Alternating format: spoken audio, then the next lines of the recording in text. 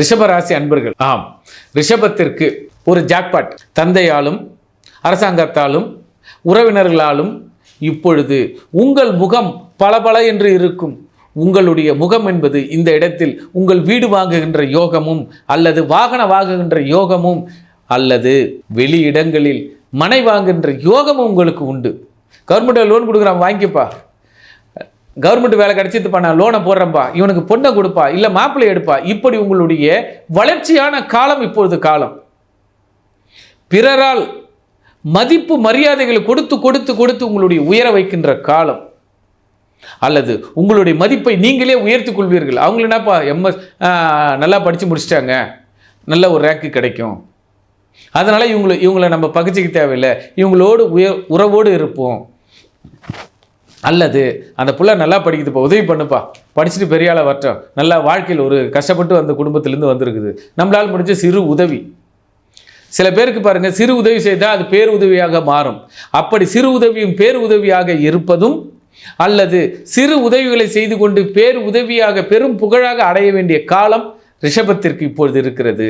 ஆதலால் தந்தையை மதியுங்கள், சூரிய நமஸ்காரம் செய்து பாருங்கள். காலையில் சூரிய உதயத்தை எப்பொழுது நீங்கள் பார்க்கிறீர்களோ, ரிஷபம் சூரியன் போல பிறருக்காகவும் சூரியன் போல உங்கள் வாழ்க்கை மலரும், வருமானமும் பெருகும்.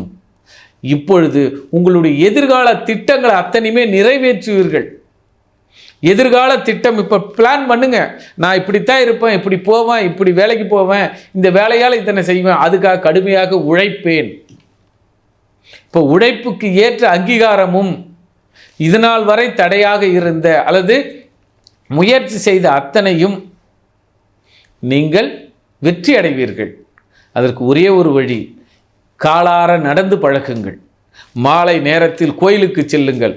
மனம் உருகி அமைதியாக இறைவனோடு மனம் விட்டு பேசுங்கள். வாய் திறந்து பேசாதீர்கள், மௌனமாக பேசி பாருங்கள். உங்களுக்கு மகத்தான பலன்களும் மகத்துவமான திறன்களும் உங்களுக்கு வெளிப்படும். இப்போ பாருங்க, ரிஷபத்திற்கு பிறரால் பாராட்டு பத்திரம் கொடுக்க முடியும். நகை என்ன பண்ணுவாங்க, ஒரு கிஃப்டாக கொடுப்பாங்க. கை கடிகாரங்கள் கிஃப்டாக வரும். கண்ணாடி பேழைகளும் கண்ணாடி பெட்டிகளும் உங்களுடைய அலங்கார பொருட்களாக இப்பொழுது இருக்கும். வாட்சி காலத்தை சரியாக பயன்படுத்துவீர்கள்.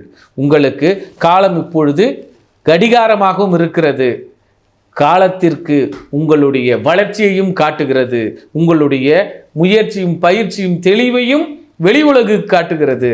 ஆக இந்த காலத்தை பயன்படுத்தி கொள்ளுங்கள்.